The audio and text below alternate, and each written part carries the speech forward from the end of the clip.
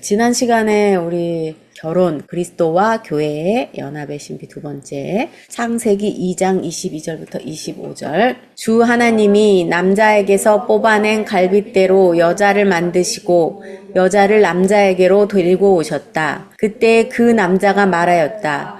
이제야 나타났구나, 이 사람. 뼈도 나의 뼈, 살도 나의 살. 남자에게서 나왔으니 여자라고 부를 것이다. 그러므로 남자는 아버지와 어머니를 떠나 아내와 결합하여 한 몸을 이루는 것이다.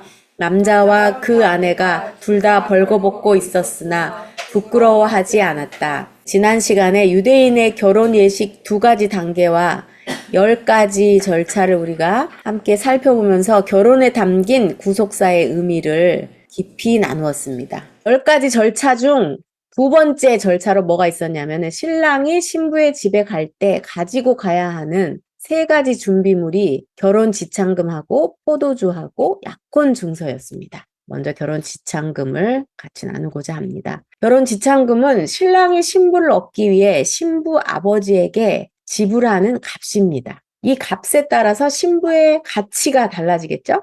신랑이신 예수님이 신부인 교회를 위해서 지불하신 지참금은 무려 예수 그리스도의 보배로운 피입니다. 베드로전서 1장 18절 19절. 여러분도 알다시피 이전에는 아무 가치도 없는 방식에 매여 살았습니다. 그것은 여러분의 조상이 물려준 헛되고 쓸모없는 것입니다. 하지만 이제 여러분은 그러한 무가치한 삶에서 구원을 받았습니다. 금이나 은같이 없어지고 말 어떠한 것으로 대가를 지불한 것이 아니라 한 점의 죄도 흠도 없으신 어린 양 예수 그리스도의 보배로운 피로 여러분은 구원을 받은 것입니다. 그러니까 신부의 가치, 나의 가치가 얼마냐면 예수님이 십자가에서 죽으시면서 쏟으신 그 피만큼이라는 것입니다. 지참금은 신랑이 신부 부모에게 주는 것입니다. 그러면 예수님의 신부, 부모가 누구죠? 하나님이시죠. 하나님. 그러니까 예수님이 물과 피를 다 쏟으시고 우리를 온전히 구속하셨는데 그 대가를 받은 분이 하나님이라는 거예요. 그러면 우리는 무엇에서 속량되었을까요? 갈라디아서 3장 11절에서 13절. 하나님 앞에서는 율법으로는 아무도 의롭게 되지 못한다는 것이 명백합니다. 의인은 믿음으로 살 것이다. 하였기 때문입니다. 그러나 율법은 믿음에서 생긴 것이 아닙니다. 오히려 율법의 일을 행하는 사람은 그 일로 살 것이다 하였습니다. 그리스도께서 우리를 위하여 저주를 받은 사람이 되심으로써 우리를 율법의 저주에서 속량해 주셨습니다. 기록된 바 나무에 달린 자는 모두 저주를 받은 자이다 하였기 때문입니다. 그것은 아브라함에게 내리신 복을 그리스도 예수 안에서 이방 사람에게 미치게 하시고 우리로 하여금 믿음으로 말미암아 약속하신 성령을 받게 하시려는 것입니다. 여기 우리를 어디서 속량하셨다고 나왔죠? 율법의 저주, 그렇죠? 성경은 그리스도께서 우리를 위해 십자가에 달려 저주를 받으심으로써 우리를 율법의 저주에서 속량해 주셨다고 합니다. 그러면은 이 율법은 또 누가 주었습니까? 하나님이 주셨죠. 그러니까 하나님이 인간에게 율법을 주었더니 어떤 이는 율법을 어기고 자기 욕망대로 살려 할 뿐 아니라 어떤 이들은 율법의 기능을 오해하고 율법을 지켜서 구원을 받으려고 하더라는 것입니다. 대표적인 인물이 바리새인들이죠. 그들은 율법을 끝까지 지키려고 애를 썼습니다. 오늘날 이슬람 종교와 문화는 사람들에게 매력적으로 다가오고 있습니다. 지금 한국에서 이슬람으로 개종한 사람의 73%가 기독교인이라고 하네요. 알고 계셨어요? 자료 조사를 하다가 너무 놀래가지고. 그럼 왜 그럴까요? 무슬림이 무엇을 믿는지 정리해 주신 분의 말을 인용하면 첫째는 알라가 구원해 줄 것으로 믿고 있다고 합니다. 알라, 유일신이라는 뜻이죠. 그래서 이제 인사가 그겁니다. 인샬라, 우리는 샬롬 그런데 그 사람들은 인샬라라고 합니다. 알라의 뜻대로 되기를. 근데 2번은 그럼 알라는 무엇으로 구원하실까 보니까 알라가 보실 때 각자 일생에서 악행보다 선행이 많아 보일 때 구원하신다고 합니다. 그러면 지금 1번하고 안 맞잖아요. 지금 1번은 알라의 절대 조건을 얘기하고 있는데 2번은 인간의 행위를 또 얘기하고 있고 3번은 평생에 한 번이라도 메카 성지 순례를 하면 된다는 거예요. 너무 이상하죠? 네 번째는 알라를 위해 지하드, 성전이라고 하죠. 지하드를 하다 죽으면은 구원받는다는 거예요. 그러니까 이스라엘 종교를 위협하는 타 종교와 전쟁을 하는 거예요. 성전입니다. 물론 지하드가 꼭 그런 전쟁만 뜻하는 게 아니라 자기의 그 육체와의 싸움도 지하더라고 하는데 지금 여기 적힌 거는 전쟁을 말하는 거예요. 죽는다는 거예요. 근데 지금 구원관을 가지고 지금 73%가 기독교인이 이슬람으로 개종했대요. 왜 그러는 걸까요? 하나님이 다 하시고 너는 아무것도 하지 마라. 이게 매력이 없는 거예요. 너도 뭔가 할 게 있고 네 힘으로 뭔가를 성취하면 그게 더 멋있어 보인다는 겁니다. 그러나 베드로는 말합니다. 베드로전서 1장 2절 하나님 아버지께서 여러분을 미리 아시고 성령으로 거룩하게 해주셔서 여러분은 순종하게 되고 예수 그리스도의 피 뿌림을 받게 되었습니다. 순서가 어떻게 됩니까? 하나님께서 우리를 먼저 아시고 우리가 먼저 하나님을 안 게 아니에요. 그 다음에 성령으로 거룩하게 해주셔서 그 다음에 순종하게 된다는 거예요. 그 다음에 예수 그리스도의 피 뿌림을 받게 되었다는 것입니다. 그러니까 이게 거의 동시에 이루어지는 일입니다. 이게 우리는 이렇게 하나님의 은혜로 예수님과 약혼하고 율법의 저주에서 속량되었습니다. 속량, 어린이 친구들 구속되었다 이렇게 생각하시면 되겠어요. 풀어졌다, 자유하게 되었다, 해방되었다 이렇게 생각하시면 되겠습니다. 그러나 우리는 예수님이 재림하셔서 영화될 때까지 율법의 지배 아래에서 율법의 저주가 뭔지를 경험하면서 삽니다. 우리는 매일매일 자기 나름대로의 선악의 기준을 가지고 나를 판단하고 타인을 판단하고 모든 것을 판단하면서 예수 그리스도가 아니면 비참한 존재라는 것을 처절하게 깨달으며 살아가는 거예요. 그래서 사도 바울은 자기 힘으로 율법을 열심히 지키려고 노력하는 것도 욕망이고 죄라는 것을 깨달았습니다. 그래서 로마서에 그렇게 외치고 있잖아요. 그래서 예수 그리스도의 십자가만을 자랑하게 된 거예요. 로마서 7장 24절 25절 아 나는 얼마나 비참한 사람인가요? 누가 이 죽음의 몸에서 나를 구해내겠습니까? 우리 주 예수 그리스도를 통해 나를 구원해 주신 하나님께 감사합니다. 아직도 내 마음은 하나님의 법을 따르고 육신은 죄의 법을 따르고 있습니다. 여기 보세요. 분명히 25절에 우리 주 예수 그리스도를 통해 나를 구원해 주신 하나님께 감사합니다. 분명히 말했잖아요, 지금. 근데 아직도 내 마음은 하나님의 법을 따르고 육신은 죄의 법을 따르고 있다고 지금 사도 바울이 이야기하고 있는 것입니다. 하나님은 그렇게 율법이라는 방법을 통해서 우리를 사로잡고 있다가 예수 그리스도와 지참금 협상을 통해서 그 예수 그리스도의 피를 받고 그 죽음을 받고 신부를 내어주고 언약을 맺으신 것입니다. 그러니까 언약을 맺은 것이지 아직 신부를 데려간 것이 아니라는 거예요. 이것이 지참금의 규모입니다. 본문은 또한 하나님께서 신랑의 갈비뼈로 만든 신부를 신랑에게 데려왔더니 신랑이 기쁨으로 신부를 맞이하는 장면을 보여주고 있습니다. 창세기 2장 23절 그때 그 남자가 말하였다. 이제야 나타났구나 이 사람. 뼈도 나의 뼈, 살도 나의 살. 남자에게서 나왔으니 여자라고 부를 것이다. 감격해가지고 처음으로 원래 짐승의 이름만 짓잖아요 아담이. 지금까지 어떤 말이 안 나와요 창세기에. 아담은 그냥 짐승의 이름만 지었다고 나와요. 그 입으로 짐승의 이름을 얘기했단 말도 없습니다. 근데 이제 처음으로 인간이 지금 얘기를 하는 거예요. 처음으로 자기 감정과 자기 생각을 표현하는 부분입니다. 그런데 이제 그게 아주 그냥 감격에 차서 감탄한 이제야 나타났구나 이 사람. 뼈도 나의 뼈, 살도 나의 살. 남자에게서 나왔으니 여자라고 부를 것이다. 여기 말하였다로 번역된 바이오메르는 창세기 1장 3절에서 하나님께서 말씀하실 때 사용되는 그런 단어입니다. 그래서 바이오메르는 이처럼 창조의 표현이에요. 빛이 생겨라 이렇게. 창조의 표현이고 존재의 시작을 알리는 선포예요. 그때 존재가 이제 생기는 것입니다. 그런데 하나님의 영역인 이 단어가 아담에게 그대로 쓰였어요. 그러니까 아담이 하나님의 형상을 따라 지음받았다는 그러한 증거입니다. 본문에서 유념할 게 뭐냐면은 남자는 히브리어로 이쉬이고 우리말로는 남편이란 뜻이에요. 그다음에 여자는 이샤인데 아내라는 뜻이 있어요. 그래서 이씨랑 이샤가 알레프하고 쉰으로 구성되어 있는 걸 볼 수 있죠. 그다음에 이샤는 이씨에다가 해를 붙였더니 이샤가 됐다. 그러니까 남편이라는 그 단어에 알파벳 하나를 붙이니까 아내가 됐다는 거예요. 이 해를 붙이면은 해가 없는 해가 있는 누구에게 향하는 그런 현상이 일어납니다. 그래서 여자에게 해가 붙어 있고 남자에게는 없기 때문에 남자가 여자에게 향하겠죠? 그러니까 신랑이 신부에게 가는 거예요. 그러니까 하나님께서 내가 너에게 가겠다는 거를 지금 담아 놓으신 거예요. 그러니까 아들 하나님이 아버지를 떠나 그의 신부인 교회가 있는 이 땅으로 오신 것이지 인간들이 노력해서 하나님의 수준에까지 다다른 것이 아니라는 거예요. 하나님은 아담이 되신 예수님 앞으로 구원받을 사람들을 인도하십니다. 둘째 아담이시죠. 그래서 예수님이.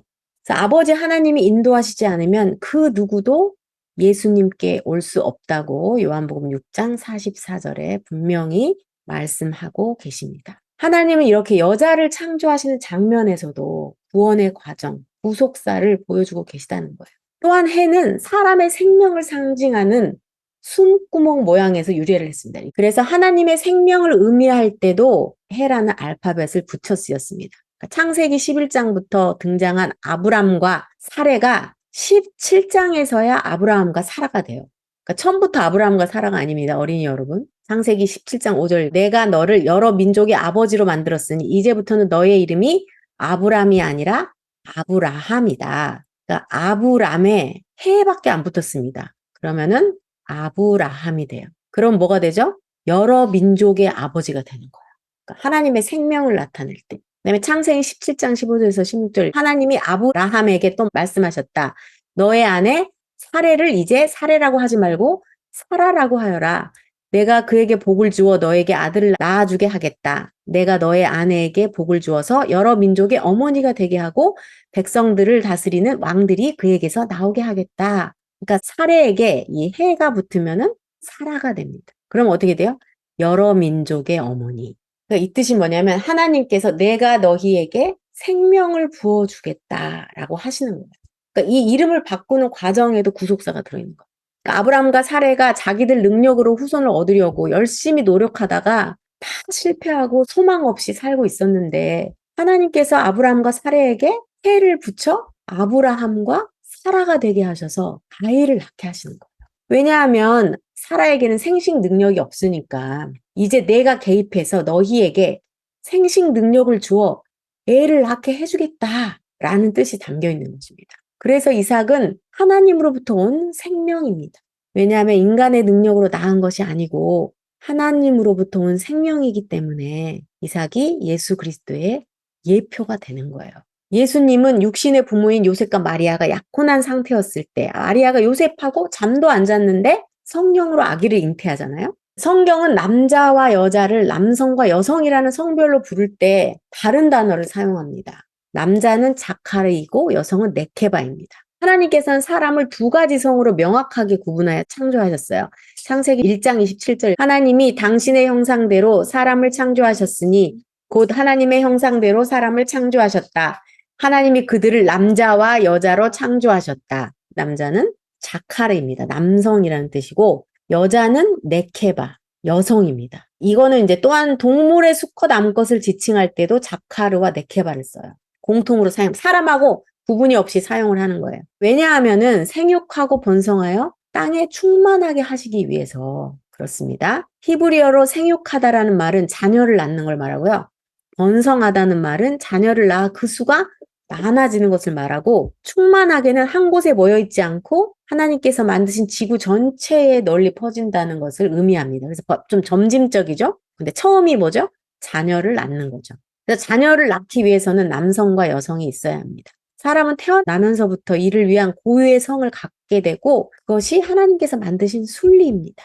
그런데 이씨와 이씨아는 동물에게는 사용되지 않아요. 왜냐하면 우리가 세상에서는 사회학적으로 남편, 아내 이렇게 사용하고 있지만 성경은 이 이씨와 이씨아를 부속사 의미로 쓰고 있기 때문에 하나님이 여자인 이씨아를 만드셨는데 아담이 이름을 붙여주었습니다. 아담이 이름을 붙이기 전에는 이씨아가 아니죠. 그때는 그냥 아담이에요. 사람.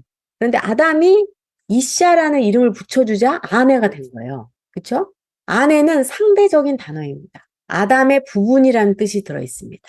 그러니까 아담이 여자를 이씨아라고 부르면서 스스로 부분이 된 거예요. 부분. 온전체가 아니고. 둘이 결합해야 아담이 되는 거예요.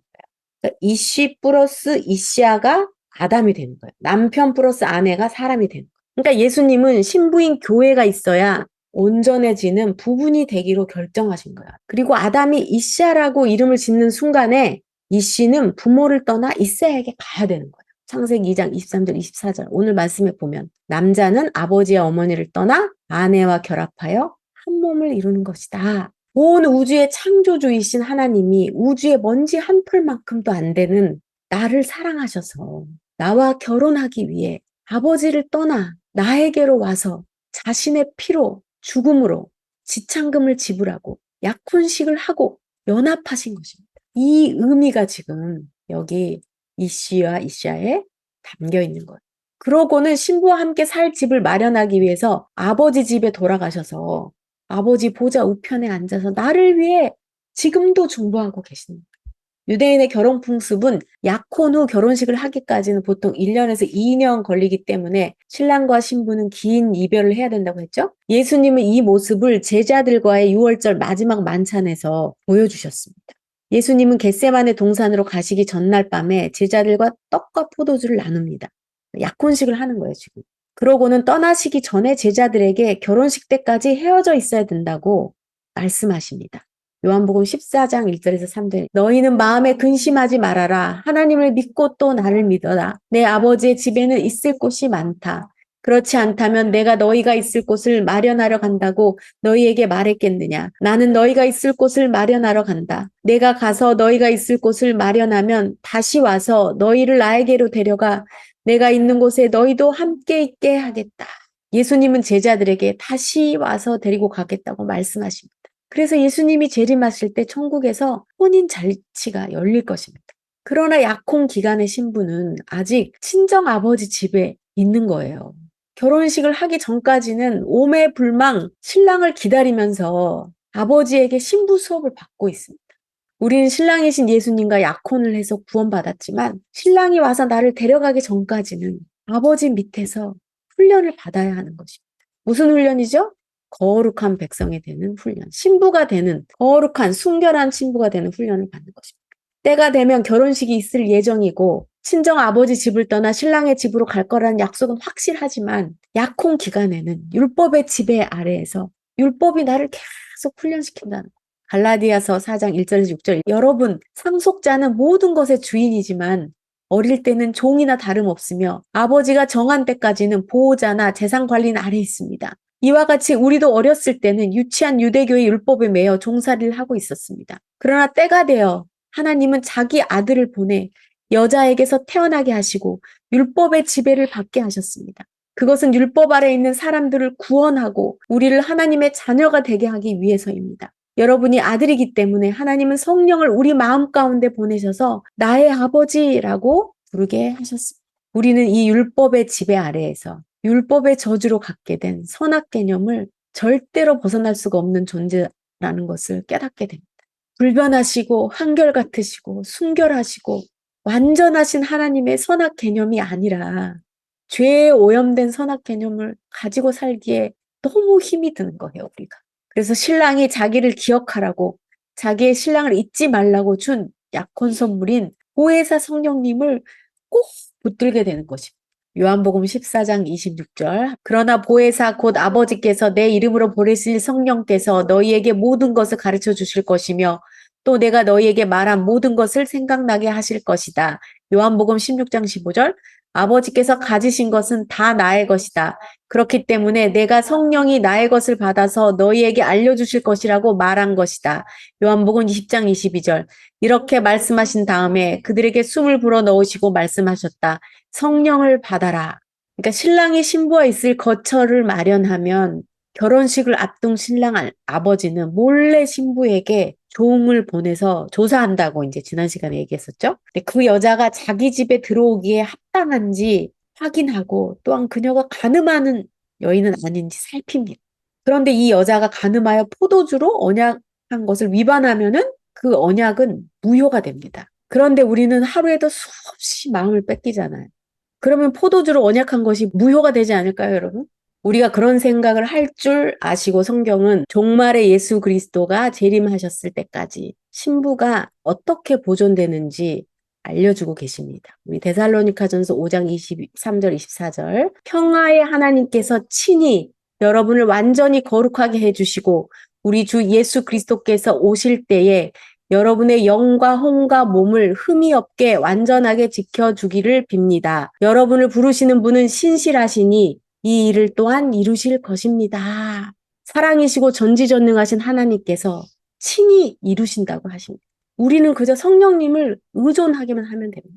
당시 유대인의 결혼 과정에서 파혼할 권한은 신랑에게만 있습니다. 신부에게는 없습니다. 그러나 신랑 호세아는 파혼은커녕 신부 고멜이 거듭 불륜을 저질렀어도 죽음 같은 사랑으로 안아주었습니다.